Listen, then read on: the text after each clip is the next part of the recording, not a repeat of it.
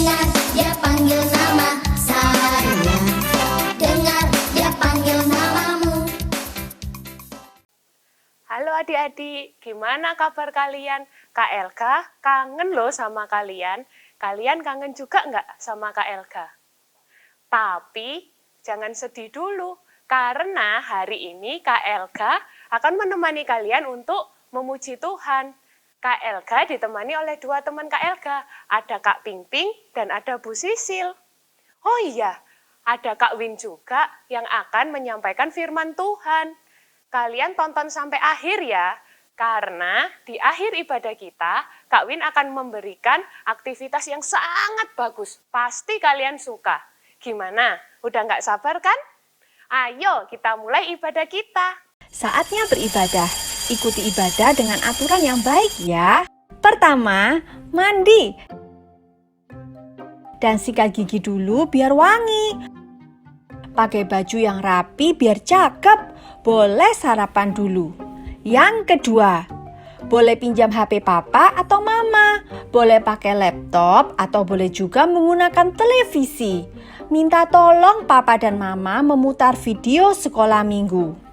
3. Siapkan kotak persembahan. 4. Duduk yang manis dan tenang. Jauhkan makanan dan minuman sebentar. Kita mau menghormati Tuhan. Jaga ketertiban sampai ibadah selesai. 5. Ayo, sekarang kita siap beribadah.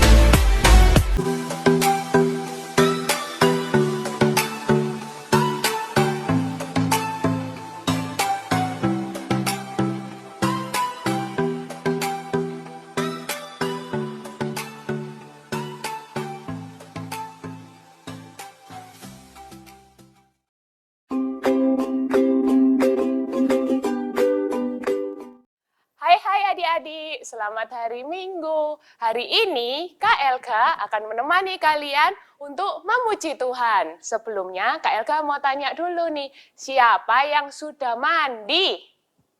Wah, kayaknya Marvel sudah mandi tuh.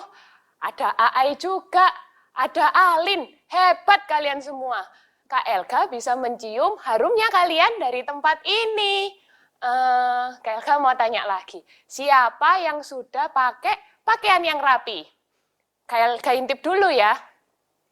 Wah, mungkin ini ada Catherine. Ini juga ada Christopher. Good job buat kalian berdua.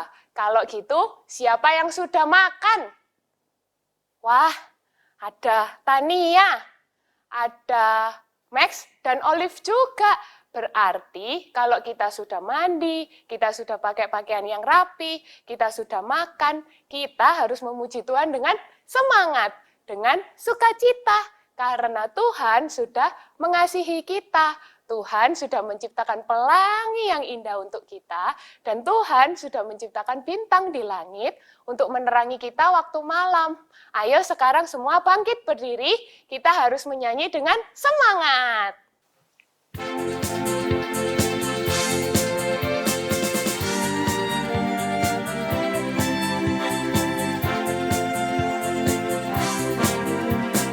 Kasih Yesus indah-indah, oh indah. Kasih Yesus indah-indah, oh indah. Lebih indah dari pelangi, lebih indah dari bintang di langit. dari bunga di padang, oh Yesusku. Kita ulang sekali lagi dengan semangat.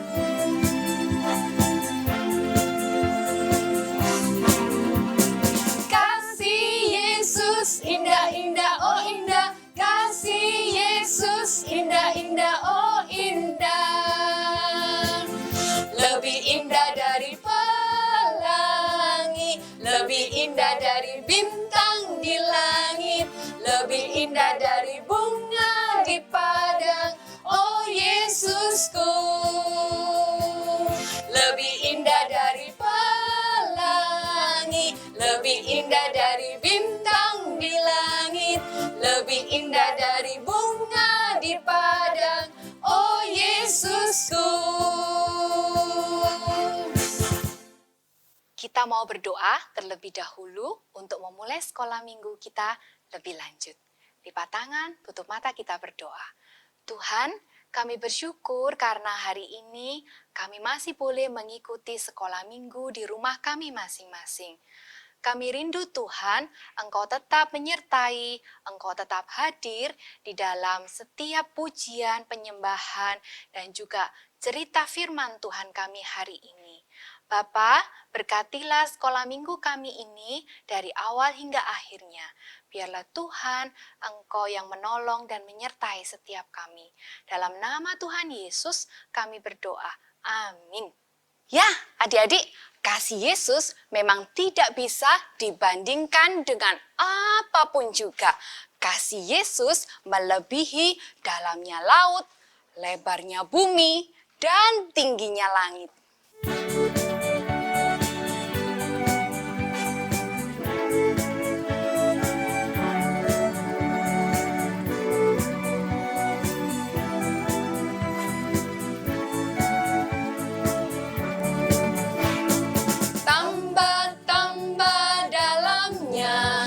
Bertambah-tambah lebarnya, bertambah-tambah oh tingginya, kasih Yesus dalamku. Bertambah-tambah dalamnya, bertambah-tambah lebarnya, bertambah-tambah oh tingginya, kasih Yesus dalamku.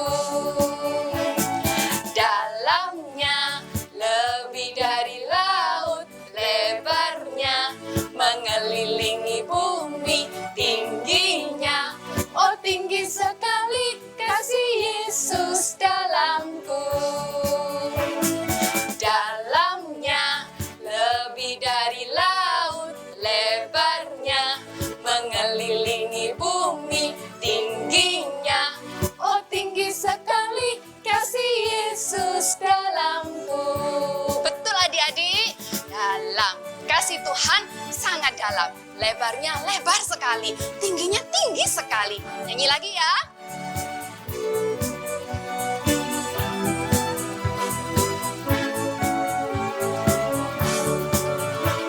Bertambah-tambah dalamnya, bertambah-tambah lebarnya, bertambah-tambah oh tingginya, kasih Yesus dalamku. Bertambah-tambah dalamnya, bertambah-tambah lebarnya, bertambah-tambah oh tingginya, kasih Yesus dalamku. Dalamnya lebih dari laut, lebarnya mengelilingi bumi, tingginya oh tinggi sekali, kasih Yesus dalamku. Dalamnya lebih dari laut, lebarnya mengelilingi bumi, tingginya oh tinggi sekali, kasih Yesus dalamku. Adik-adik, karena kasih Yesus luar biasa dalam hidup kita, maka Tuhan juga selalu menjaga kita dimanapun kita berada, baik di atas gunung, di dalam lembah, bahkan di padang rumput sekalipun. Tuhan selalu menyertai kita.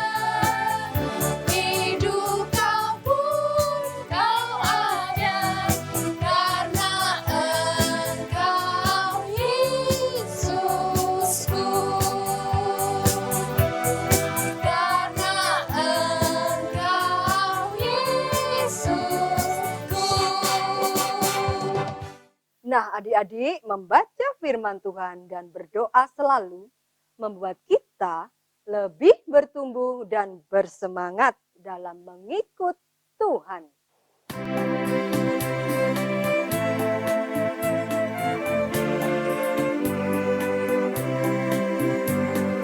Baca kitab suci, doa tiap hari, doa tiap hari, doa tiap hari.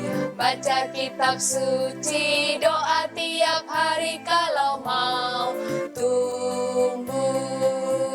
Kalau mau tumbuh, kalau mau tumbuh. Glory haleluya, baca kitab suci, doa tiap hari kalau mau tumbuh.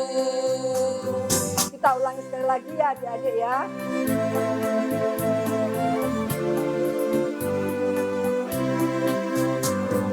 Baca kitab suci, doa tiap hari, doa tiap hari, doa tiap hari.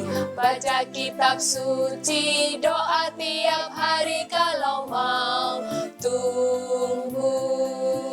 Kalau mau tumbuh, kalau mau tumbuh. Glory haleluya, baca kitab suci, doa tiap hari kalau mau tumbuh.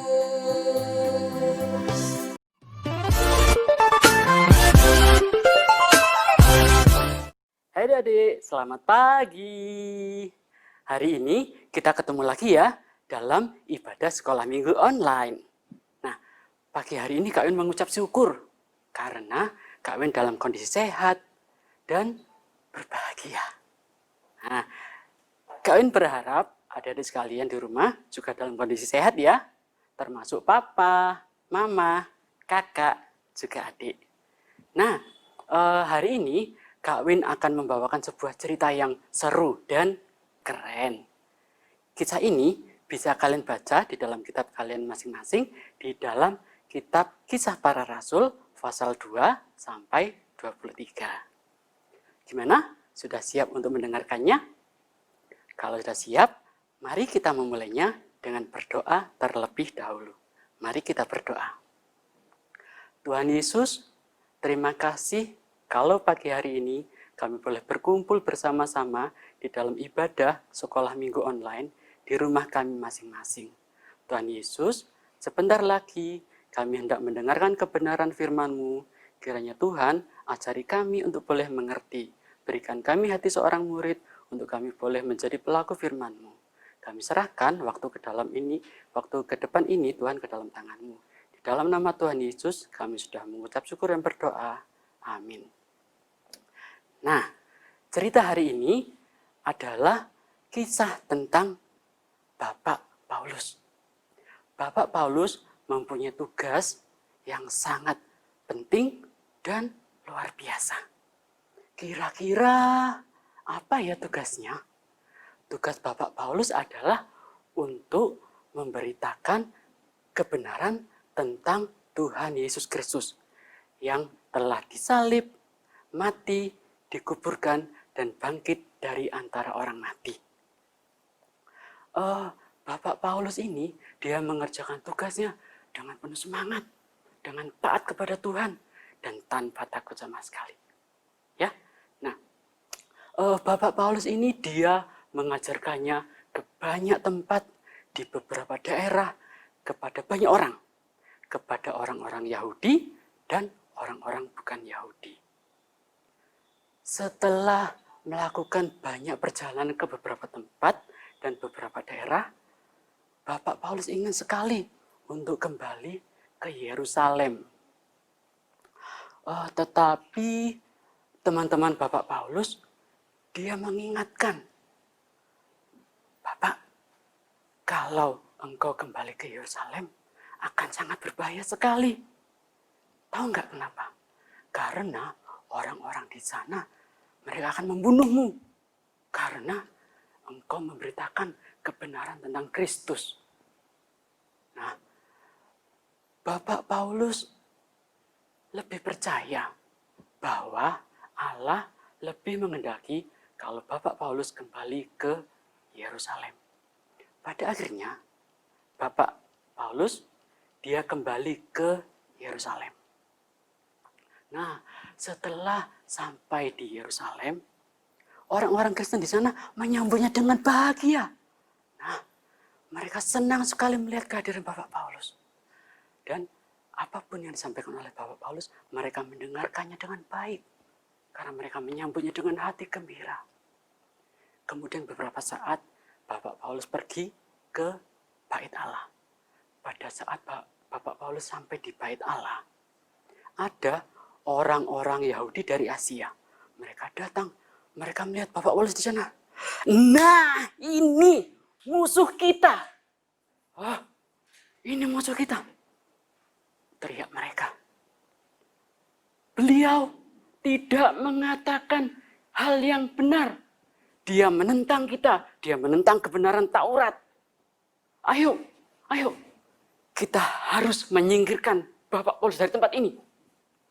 Wah, orang-orang itu mulai berteriak-teriak. Nah, orang-orang Yahudi itu mulai mempengaruhi orang-orang yang ada di sekitar itu. Akhirnya, orang-orang banyak yang hadir di situ. Mereka menjadi marah. Mereka ikut menjadi marah. Akhirnya, apa yang dilakukan? Kalian tahu adik-adik? Mereka mulai menangkap Bapak Paulus, menyeretnya keluar dari Bait Allah. Lalu, mereka mulai memukulnya. Aduh. Gak sopan ya seperti itu? Boleh nggak seperti itu? Tak boleh. Ya, tetapi orang-orang melakukannya, mereka mulai memukuli Bapak Paulus. Sebenarnya, mereka tidak tahu apa yang sebenarnya terjadi. Padahal orang-orang itulah, musuh-musuh Bapak Paulus itulah yang sebenarnya bersalah. Tiba-tiba, ketika orang-orang itu marah, datanglah kepala pasukan beserta dengan prajurit-prajuritnya. Waktu orang-orang yang marah tadi melihatnya, mereka langsung berhenti. Mereka tidak memukuli Bapak Paulus lagi. Sebenarnya para prajurit itu tidak tahu apa yang sedang terjadi. Tetapi yang mereka tahu adalah bahwa mereka harus menenangkan keadaan sebelum Bapak Paulus dipukuli dan dibunuh oleh mereka. Akhirnya kepala pasukan Romawi tadi mereka menangkap Bapak Paulus lalu membawanya ke penjara terdekat. Kenapa? Agar Bapak Paulus terselamatkan dari amukan orang-orang tadi. Nah, keesokan harinya ketika Bapak Paulus ditangkap, kemudian Bapak Paulus dibawa menuju menghadap ke Mahkamah Agama. Apa sih Mahkamah Agama itu? Mahkamah Agama adalah pengadilan tinggi para pemimpin Yahudi. Nah, pada waktu di sana, Bapak Paulus kemudian menceritakan apa yang dia lakukan. Nah, waktu Bapak Paulus menceritakan, ternyata para anggota Mahkamah Agama itu ikutan menjadi marah. Nah, mereka tidak suka dengan apa yang disampaikan oleh Bapak Paulus. Mereka mulai marah, tetapi kepala pasukan itu mulai melihat, oh, ini sepertinya marah ini. Kok kayaknya ini bisa dipukuli lagi nih. Akhirnya kepala pasukan itu dia menangkap kembali Bapak Paulus dan membawanya masuk kembali ke dalam penjara. Agar Bapak Paulus kembali aman dari amukan orang-orang dari Mahkamah Agama itu. Nah, setelah itu ada suatu peristiwa yang menarik. Peristiwa yang terjadi di dalam penjara. Yuk kita buka dulu ya. Kita ambil Alkitab kita di dalam Kisah Para Rasul pasal 23. Kisah Para Rasul pasal 23 ayat 11. Sudah ketemu? Kisah Para Rasul pasal 23 ayat 11. Yuk kita baca sama-sama ya. Pada malam berikutnya, Tuhan datang berdiri di sisinya dan berkata kepadanya, "Kuatkanlah hatimu, sebab sebagaimana engkau dengan berani telah bersaksi tentang aku di Yerusalem, demikian jugalah hendaknya engkau pergi bersaksi di Roma. Ulang sekali lagi ya. Pada malam berikutnya Tuhan datang berdiri di sisinya dan berkata kepadanya, kuatkanlah hatimu, sebab sebagaimana engkau dengan berani telah bersaksi tentang aku di Yerusalem, demikian jugalah hendaknya engkau pergi bersaksi di Roma. Adik-adik, Bapak Paulus sangat senang karena Tuhan menguatkan hatinya. Kenapa? Karena Allah selalu menepati setiap janjinya. Bapak Paulus tahu, meskipun dia ada di dalam penjara saat ini, tetapi Tuhan akan menyertai dia sampai ke Roma. Nah, keesokan harinya, ada 40 orang lebih, mereka bersepakat untuk membuat suatu rencana rahasia. Mereka mau membunuh Bapak Paulus. Kami bertekad dengan mengutuk diri, sebelum kami membunuh Bapak Paulus, kami tidak akan makan, kami tidak akan minum. Mereka merencanakan sesuatu yang jahat. Waduh. Tapi, ada seorang anak, keponakan Bapak Paulus, dia mendengar rencana itu. Dia berpikir, aduh, pamanku mau dibunuh oleh mereka. Aku harus segera memberitahu paman. Tapi, gimana caranya ya?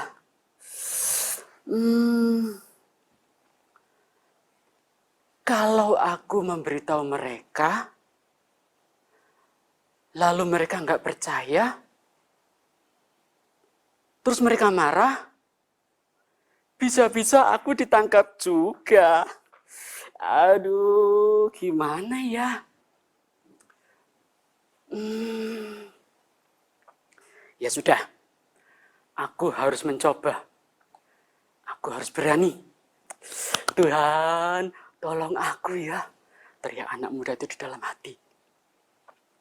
Nah, ketika anak muda itu, dia mendapatkan izin, dia akhirnya menemui Bapak Kepala Pasukan itu. Nah, kisah ini kita baca dulu ya, di dalam Kisah Para Rasul. Kita buka Alkitab kita lagi ya. Di dalam Kisah Para Rasul, pasal 23, Kisah Para Rasul, pasal 23, ayat 16. Sudah ketemu? Kita baca sama-sama ya. Akan tetapi kemenakan Paulus, anak saudaranya perempuan, mendengar tentang penghadangan itu. Ia datang ke markas dan setelah diizinkan masuk, ia memberitahukannya kepada Paulus. Kita ulang sekali lagi ya. Akan tetapi kemenakan Paulus, anak saudaranya perempuan, mendengar tentang penghadangan itu. Ia datang ke markas dan setelah diizinkan masuk, ia memberitahukannya kepada Paulus. Nah, setelah anak muda ini mendapatkan izin dari penjaga penjara, akhirnya dia masuk mulai memberitahukannya kepada pamannya, Bapak Paulus itu. Kemudian Bapak Paulus memanggil seorang penjaga di penjara itu, Pak, tolong ya, anak muda ini punya informasi yang penting. Tolong bawa anak ini menghadap kepada kepala pasukan. Nah, akhirnya Bapak Kepala Perwira itu, dia mendengarkan apa yang diceritakan oleh anak muda ini. Setelah didengar semua ceritanya, lalu Bapak Kepala Perwira ini dia berkata, tolong jangan beritahu siapa-siapa ya, kalau kamu sudah memberitahu aku. Nah, setelah semua disampaikannya, lalu Bapak Kepala Pasukan ini, dia meminta untuk keponakan Bapak Paulus ini untuk segera pulang dan tidak memberitahukannya kepada siapa-siapa. Nah, setelah anak ini pulang, Bapak kepala pasukan ini, dia mempunyai rencana rahasia sendiri. Dia berencana untuk membawa Bapak Paulus dengan aman keluar dari Yerusalem. Bapak kepala pasukan ini, dia mengirimkan 470 orang untuk menemani Bapak Paulus. Akhirnya, Bapak Paulus bisa pergi dengan selamat. Nah, keesokan harinya, pada saat orang-orang yang membenci Bapak Paulus ini dan ingin membunuh dia, mereka mulai mencari Bapak Paulus. Tapi mereka tidak menemukannya. Kenapa? Karena Bapak Paulus telah berangkat dengan aman. Sebuah peristiwa yang luar biasa sekali. Kenapa? Karena sejak dari awal, Bapak Paulus percaya dan yakin kalau Allah selalu menyertainya. Akhirnya, Bapak Paulus disertai oleh Tuhan dan diperbolehkan oleh Allah untuk menyampaikan Injil kepada para pemimpin-pemimpin di zaman itu. Dan juga selama perjalanan menuju ke Roma, Bapak Paulus mempunyai kesempatan untuk memberitakan Injil kepada siapapun di sana. Adik-adik, Allah telah memakai seorang anak muda. Seorang anak muda yang biasa, keponakan Bapak Paulus. Dia mengerjakan semua tugas ini dengan hati yang tulus, tanpa suatu imbalan apapun. Bahkan, orang-orang juga tidak mengenalnya. Di Alkitab juga tidak tertulis namanya di situ. Tetapi dia mau untuk belajar berani menjadi alat untuk dipakai oleh Allah. Adik-adik, kadang kalian juga harus mencoba untuk kalian berani melangkah untuk menjadi alat Allah. Kadang kalau kalian mau menjadi penolong, kalian membutuhkan suatu keberanian. Kadang sih, kalau kita menjadi penolong, itu mudah dan menyenangkan. Tapi kadang juga itu susah dan membutuhkan keberanian. Betul kan? Sekarang kira-kira apa ya yang bisa kalian lakukan agar kalian, anak-anak yang biasa ini, bisa mengerjakan sesuatu untuk boleh menjadi alatnya Allah? Kalian bisa mulai untuk menceritakan cerita tentang Tuhan Yesus kepada siapa saja di sekitar kalian. Kepada Mbak, kepada Sus, kepada teman-teman kalian di sekolah, atau teman kalian bermain di kampung. Kalian harus berani untuk bisa menceritakan kisah tentang Yesus. Kalau di sekolah minggu, kalian mungkin bisa untuk membantu kakak-kakak di kelas, menyiapkan kelas, lalu kalian memimpin doa, mengedarkan kantong persembahan. Tapi Kak, kita kan lagi sekolah minggu online. Iya ya. Gini.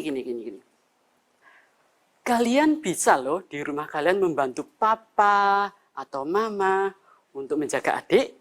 Bisa. Untuk merapikan tempat tidur. Untuk merapikan mainan kalian.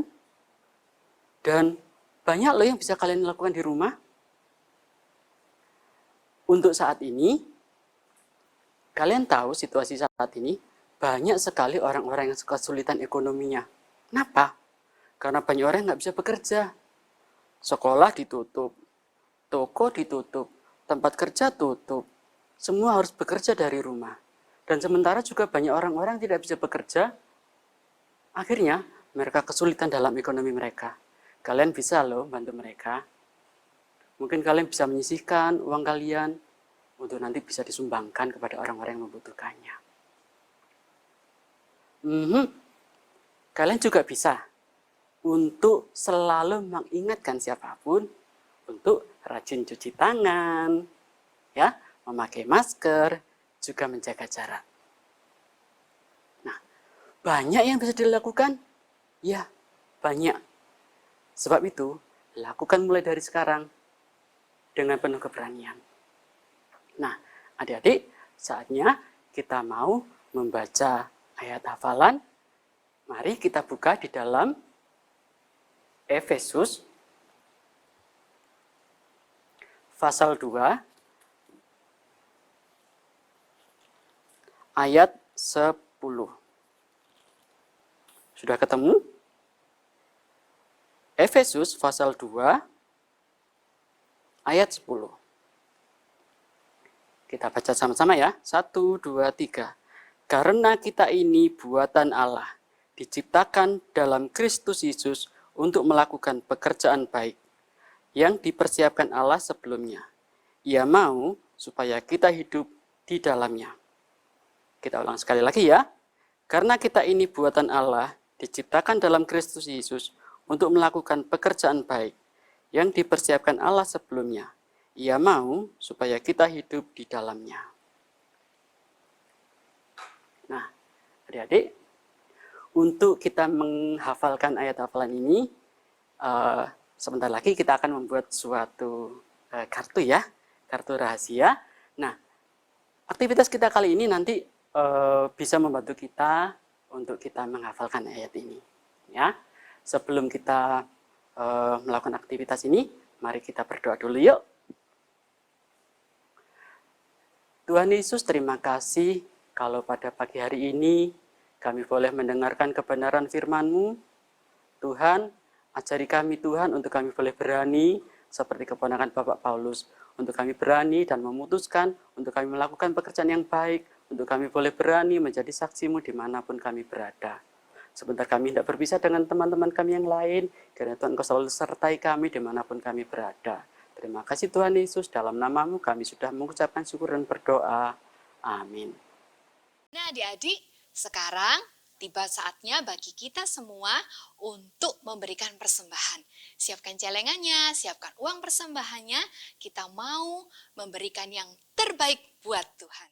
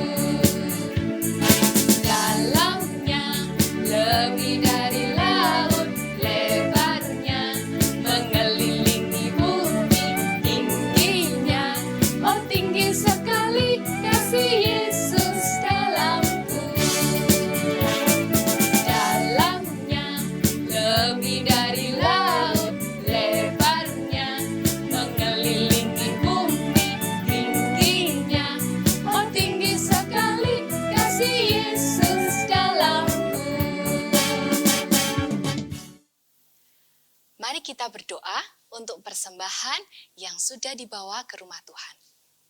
Kita berdoa ya. Tuhan Yesus, terima kasih untuk persembahan yang sudah boleh kami berikan. Tuhan, tolong berkati setiap persembahan yang sudah kami berikan ini. Biarlah boleh dipakai bagi pekerjaan Tuhan, khususnya di sekolah minggu. Terima kasih Tuhan untuk segala berkat yang Tuhan sudah berikan kepada kami. Terima kasih untuk persembahan hari ini. Dalam nama Tuhan Yesus kami berdoa. Amin.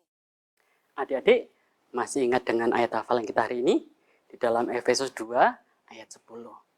Di situ mengingatkan kalau kita adalah anak-anak yang biasa. Tetapi saat kita mau dipakai oleh Allah, Allah akan menjadikan hidup kita lebih berwarna. Kita menjadi berkat bagi banyak orang. Kalau kita mau menjadi alatnya Allah, Tuhan akan memakai kita untuk kita bisa bersaksi tentang kebenaran Tuhan Yesus. Kita bisa menjadi berkat bagi banyak orang. kalau kita mau dengan sungguh-sungguh menjadi anak Allah, menjadi penurut-penurut Allah.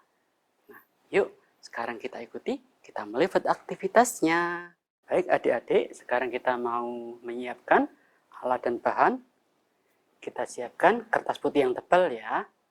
Kalau sudah, kita siapkan juga mika yang transparan, penggaris, pensil, spidol permanen ya, biar bisa dipakai untuk menggambar di mika, lem, gunting, dan spidol. Oke, adik-adik, kertasnya sekarang kita lipat menjadi 2. Kalau sudah dilipat seperti ini, kita akan potong. Kalau kalian nggak kelihatan, kalian boleh bantu pakai pensil gini ya. Nah, kelihatan kan batasnya? Oke, sekarang kita potong ya.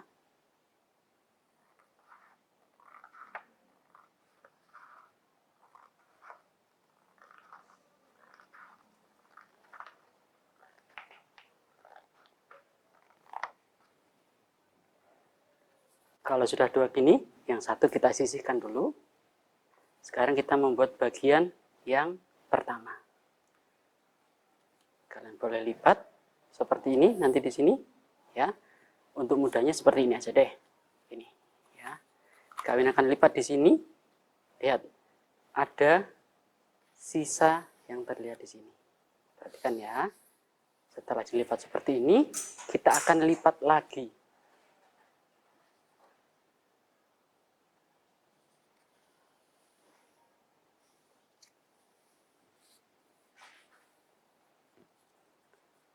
Seperti ini ya. Jadi ada bagian yang terlipat di sini.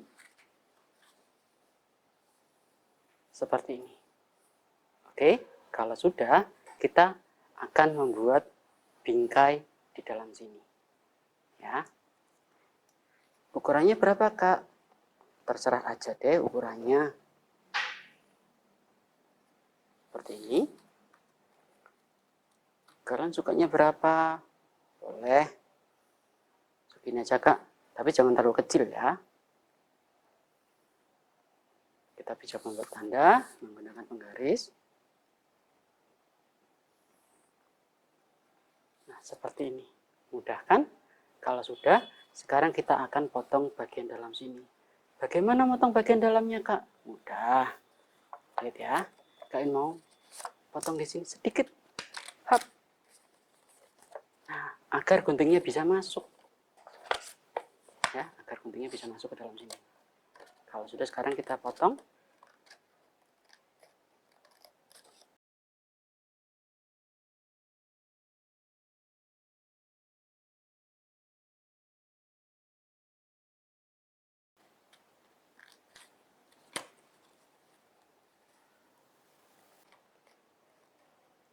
Bingkainya hampir selesai. Oke, bingkainya yang pertama sudah jadi seperti ini. Ya. Lalu kita ambil bagian yang kedua. Kita mau membuat bagian untuk di dalam sini. Bagaimana caranya? Kita buat tanda saja. Harus lebih kecil di dalamnya. Kita beri tanda. Kalau sudah, kita singkirkan dulu ya. Nah, di bagian ini kita akan lipat.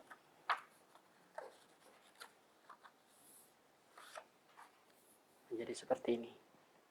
Oke, lalu kita beri tanda lagi. Agar kita mudah memotongnya. Sudah? Di sini juga kita beri tanda lagi. Oke, lalu kita akan memotongnya. Sekali lagi, hati-hati ya.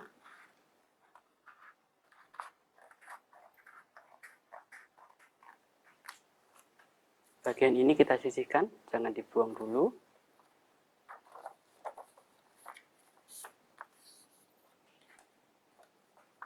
Kita gunting ya.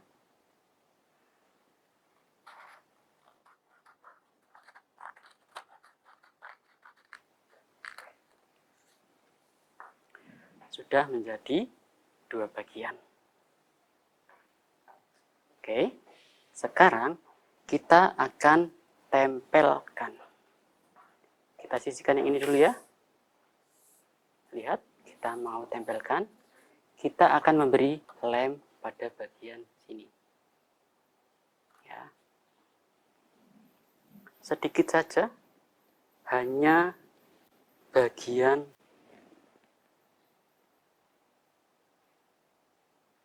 ini aja.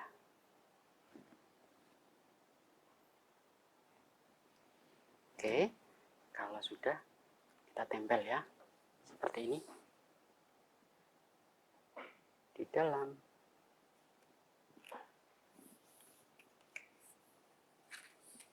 Lihat ya, jadi yang kita tempel hanya di bagian bawah sini saja.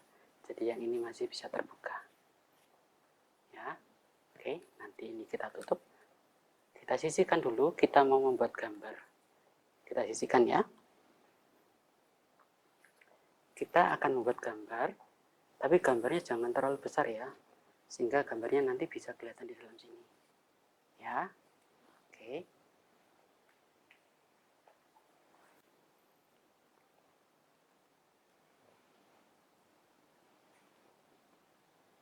Kita buat gambar, mulai dari kepalanya dulu, telinga, kita buat rambut, mata, hidung, kasih senyum. Ya, kita buat badan ya.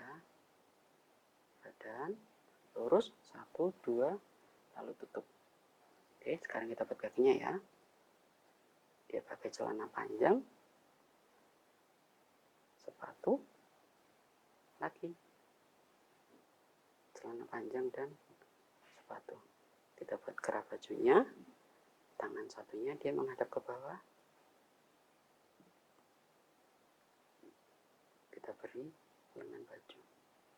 Oke, sekarang kita buat tangan satunya, dia pegang balon, kasih jempolnya dulu, tangannya menggenggam, kita rapikan, tutup. Ya, sudah. Sekarang kita mau membuat balon. Balonnya berbentuk hati, menandakan kita disiapkan oleh Allah untuk melakukan pekerjaan baik. Nah,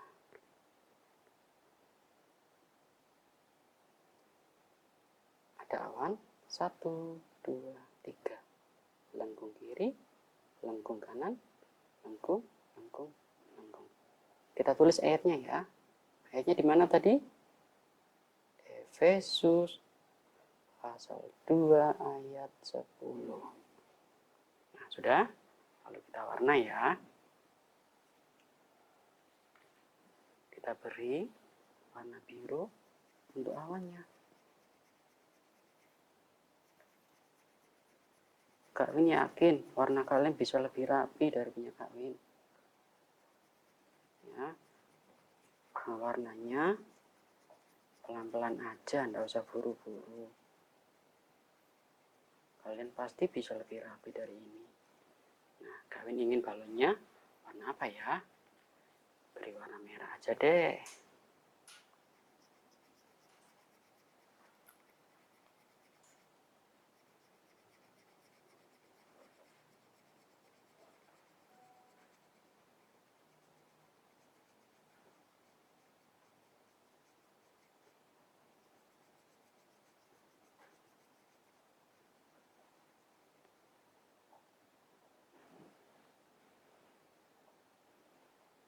Oke.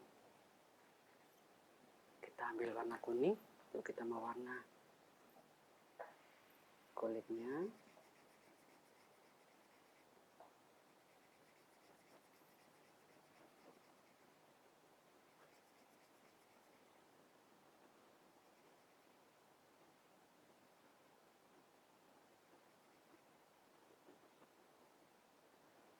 Lehernya, kemudian tangannya.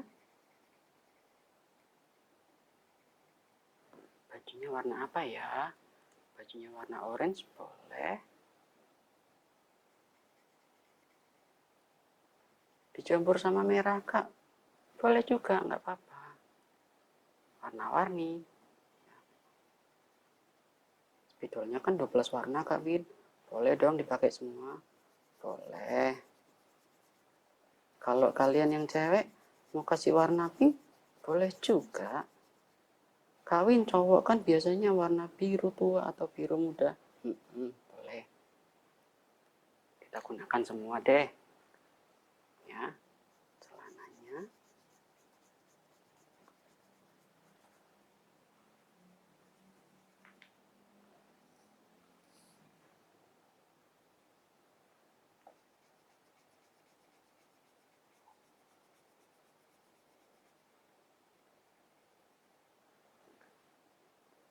Aku sepatunya mau coklat. Coklat deh.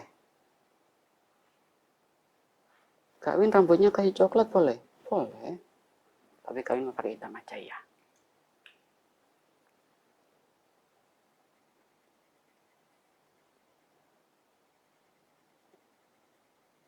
Teman-teman kalian yang belum pernah membuat ini pasti nanti akan heran. Wah, kok bisa ya? Iya. Ini nanti kita buat teman-teman kita kaget. Wow. Gambarnya udah seperti ini. Sekarang kita siapkan mika bening ya. Oke, gimana caranya? Lihat Kak Win akan tempelkan di ujung sini. Ya, lalu Kak Win akan memotong mika ini. Ya, kalian perlu hati-hati. Kalau nggak bisa, minta tolong papa atau mama.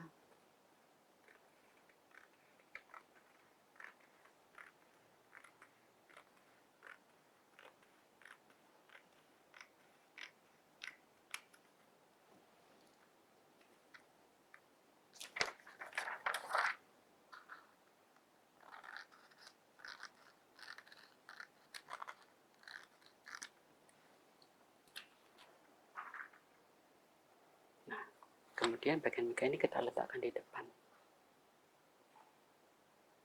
Seperti ini. Ya. Oke, sekarang kita siapkan kertas yang seperti tadi. Ya. Kita juga siapkan lem. Perhatikan ya. Kak Win akan tempel di sini.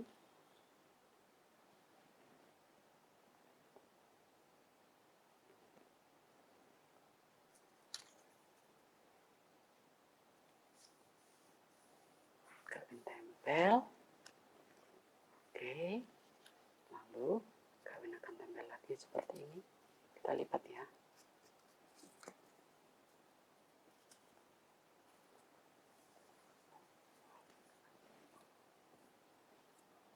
Kita lipat ya. Diberi lem lagi. Nah, kalau sudah kita lipat, kita tempel. Sisanya dipotong saja. Nah, jadinya seperti ini. Bagian mika ada di depan, bagian yang berwarna di belakang. Ya, oke. Kalau sudah seperti ini, ya, pastikan dia menempel dengan rapi ya. Pastikan dia menempel dengan rapi. Kemudian ambil spidol permanen. Kita tebalkan hanya di bagian hitamnya saja. Kayaknya enggak usah, biar tersembunyi di situ saja.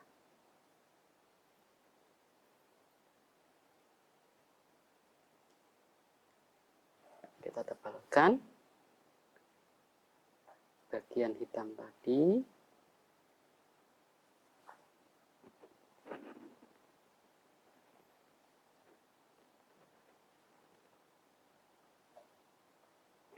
Hati-hati ya menebalkannya.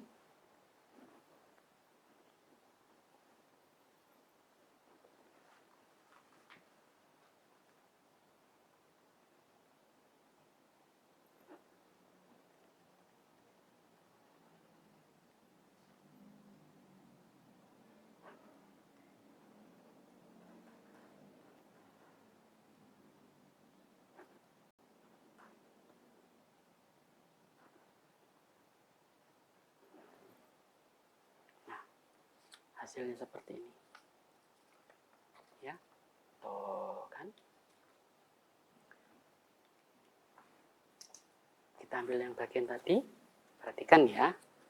Kita masukkan yang berwarna tadi di dalam sini. Lalu kita tutup, tutup seperti ini. Nah, oke, sekarang yang perlu kita lem adalah di bagian sini aja ya.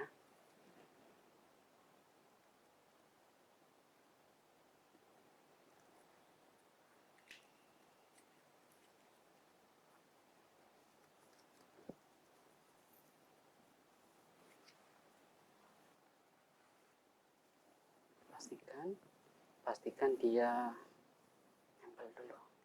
Tada, aktivitas kita sudah jadi. Coba kita tarik ya. Kartu rahasia kita.